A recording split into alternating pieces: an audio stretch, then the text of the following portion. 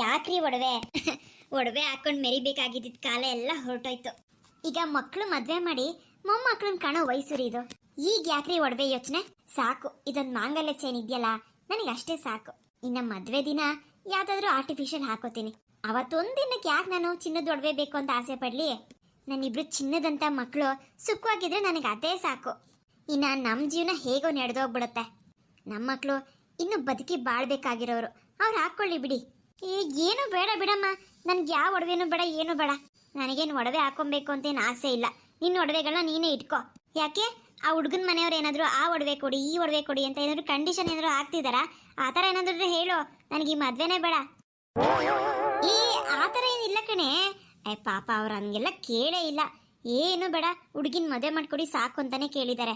ನಾನೇನೆ ನನ್ನ ಮಗಳನ್ನ ಬರೀ ಕೈಲಿ ಏನು ಕಳಿಸ್ಬಾರ್ದು, ಏನಾದರೂ ಕೊಟ್ಟು ಕಳಿಸ್ಬೇಕು ಅಂತ ಒಡವೆ ಕೊಡ್ತಾ ಇದ್ದೀನಿ ಅಷ್ಟೇ ನಿನಗೆ.